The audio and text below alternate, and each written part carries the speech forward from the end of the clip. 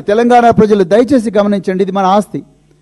తరతరాలుగా దుక్కి దున్ని మొక్క నాటి మొక్కకు నీళ్లు పోసి బళ్ళు కూడా గుడ్లు పెట్టని పొలాల్లో రాత్రింబవళ్ళు కష్టపడి పాములు గరిచినా తేళ్లు గరిచినా కీళ్ళ నొప్పులున్నా కాళ్ళ నొప్పులున్నా గుట్టల మీద మట్టి మొత్తం కూడా ఊపిరితిత్తుల్లో పీల్చుకొని గుట్టల బీమారి తెచ్చుకొని ఆంధ్ర పెత్తందారులు ఎంత ఇబ్బంది పెట్టినా తరతరాలుగా ఎంత దోపిడీ చేసినా కూడా కడుపులో పెట్టుకుంటూ మౌనంగా ఆరోధిస్తూ తెలంగాణ డెవలప్ చేసుకున్న తెలంగాణ ప్రజలారా, ఈరోజు మన గుట్టలు పిండి అవుతున్నాయి.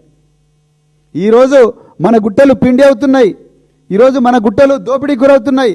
మన భూములు దోపిడీకి గురవుతున్నాయి. తెలంగాణ ప్రజల భావితరాలకు చెందాల్సిన లక్షల కోట్ల ఆస్తి రాఘవ కన్స్ట్రక్షన్ జోబుల్లోకి పోతున్నది.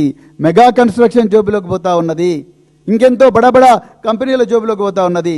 ఇలా డీజిల్తో నడుస్తున్న జనరేటర్లు ఏవేవి కొత్వాల్గూడ ఏరియాలను అడిగితే మాకు వచ్చిన reply, assistant director mines and geology నుంచి వచ్చిన reply, Bhagat Singh stone crusher, Parameshwar Singh stone crusher, unnamed stone crusher, Raghava constructions, Sri Sai mines, great India mining private limited.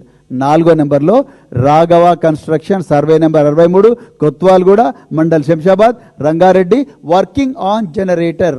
This is not my kavithvam, this is AD mines and geology ఇచ్చిన కవిత్వం. ఆయన ఇచ్చిన notice ఇది, ఆయన ఇచ్చిన reply. ఇప్పుడు చెప్పండి శ్రీనివాసరెడ్డి గారు, మీకు సంబంధం లేదా కొత్వాల్గూడ మైన్స్? ఎంతసేపు మీరు హరీష్ రావు గారిని, కేటీఆర్ గారిని, కేసీఆర్ గారిని, బీఆర్ఎస్ పార్టీని నిందిస్తున్నారు కదా. ఇప్పుడు మీరు చెప్పండి, ఆధారాలు మేము ముందర పెట్టినాం, రండి ఇప్పుడే ఇక్కడే ఛాయ్ తాగి పోదాం అక్కడికే అమరవీరుల స్తూపం దగ్గరికి.